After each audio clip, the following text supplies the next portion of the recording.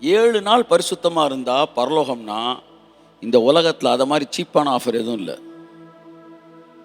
700 வருஷம் வாழ்ந்தாலும் நான் பரிசுத்தமாக வாழ்கிறதுக்கு தான் இயேசு சிலுவையில் கரையும் கொடுத்துருக்கிறாரே ஒழிய 7 நாள் உயிரை கையில் பிடிச்சிட்டு பரிசுத்தமாக வாழ்ந்தால் பரலோகத்துக்கு வந்துடு என்பதற்கல்ல. நான் என்ன சொல்கிறேன்னா, இந்த 7 நாள் எப்படி வாழ்கிறீங்களோ டெய்லி எப்படி வாழுங்கன்றேன். இந்த நாட்களில் மன்னிக்கிறான் எல்லாரையும். சார் உங்களை மன்னிக்கிறேன். நான் என்ன சொல்கிறேன், டெய்லி மன்னின்றேன். டெய்லி கடவுள் வரப்போகிறாரு, கடவுளை பார்க்க போகிறேன்னு நினச்சிக்க.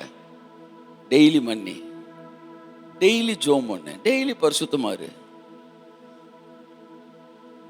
உனக்கு நீதிமான்ற ஒரு லேபிளை நெத்தியில் ஒட்டி அனுப்புறதுக்கு இயேசு சிலுவையில் சாகலை.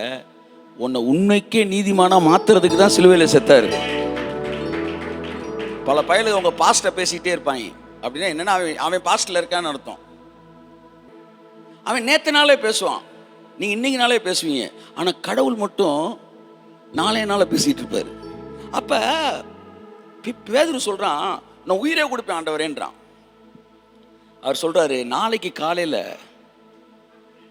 சேவல் கூவுறதுக்கு முன்னாடி 2 தடவை கூவுறதுக்குள்ளே 3 தடவை மறுதளிப்படான்னாரு. God knows your future. சும்மா 23 வரைக்கும் நீ ஒழுக்கமாக வாழ்ந்துட்டான்னு ஒன்னெல்லாம் நம்பி பரலோகத்தில் விடுற அளவுக்கு கேவலமானவர் கிடையாது அவர். தப்பு சார். ஒன்று புரிஞ்சுக்கங்க, உங்கள் செயல்களெல்லாம் பார்த்து உங்களை நம்புறவர் கிடையாது.